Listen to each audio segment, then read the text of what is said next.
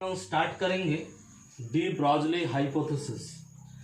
इसके पहले वीडियो में हम लोग बात किए थे वेव पार्टिकल ड्यूअलिटी, जैसे वेव का ड्यूअल नेचर होता है, पार्टिकल का भी ड्यूअल नेचर होना चाहिए। यही हाइपोथेसिस था डी ब्रॉगली का। तो इस हाइपोथेसिस के लिए खास करके दो कॉन्सेप्ट जो था, प्लैंक्स का जो क्वांटम थ्योरी के अकॉर्डिंगली जो हम लोग जानते थे E=h, जो कोई रेडिएशन अगर उसका फ्रीक्वेंसी h, तो उस रेडिएशन में जो पैकेट ऑफ एनर्जी या उसका जो क्वांटा में जो एनर्जी होगा वो होगा E।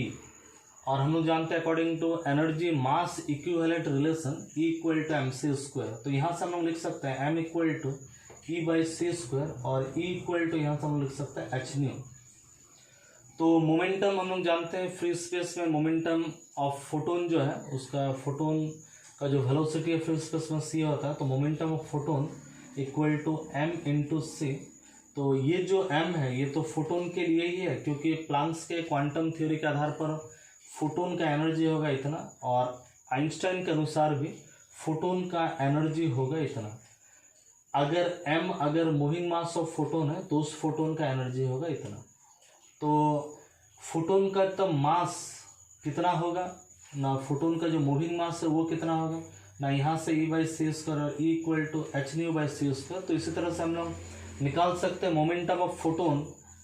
तो मोमेंटम का फॉर्मूला था मास इंटू वेलोसिटी, तो mass of momentum this is hν/c², ये इंटू c, तो कैंसल आउट होकर के hν/c हम लोग लिख सकते हैं। और चूंकि हम लोग जानते हैं ν/c = 1/λ, या तो c/ν ये c है, न्यू को इसके नीचे में लिखेंगे तो c/ν = λ।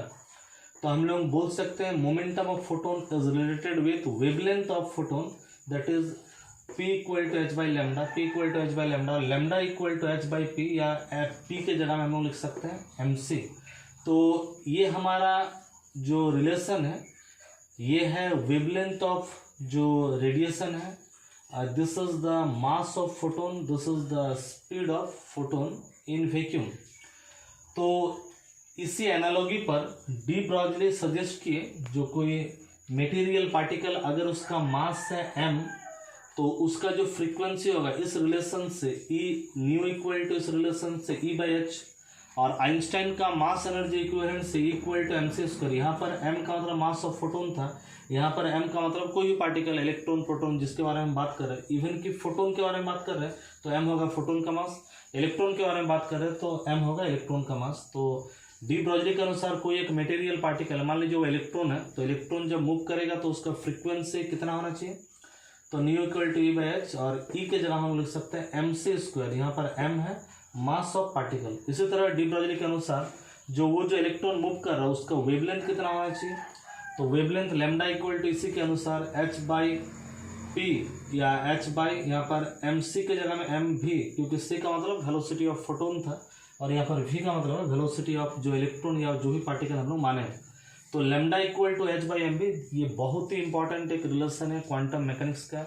यहाँ से जो क्वांटम मैकेनिक्स पहले जो हम लोग अब तक जो क्वांटम मैकेनिक्स हम लोग पढ़े हैं, खास करके photo electric effect, Compton effect, तो यहाँ पर हम लोग और एक जो रिलेशन में हम लोग जो आए वो है λ = h/mv। ये क्वांटम मैकेनिक्स को और थोड़ा सा आगे बढ़ाया, रिवोल्यूशनाइज किया ये क्वांटम मैकेनिक्स को। λ = h/mv से इस रिलेशन से हम लोग समझ सकते हैं जो इलेक्ट्रॉन, प्रोटॉन या इस तरह का जो मटेरियल पार्टिकल वो जब मूव करेगा, इन मोशन में रहेगा, तो वो भी वेव के टाइप में बिहेव करेगा, और उसके साथ जो वेवलेंथ जो एसोसिएट होगा उसका रिलेशन है λ = h/mv, और mv है momentum of that particle. Electron हो सकता है, प्रोटॉन हो सकता है, न्यूट्रॉन हो सकता है, या अदर कोई पार्टिकल हो सकता है, बड़ा पार्टिकल भी हो सकता है। लेकिन जैसे ही ज़्यादा मोमेंटम बढ़ेगा तो हम लोग देख रहे हैं वेवलेंथ घटेगा।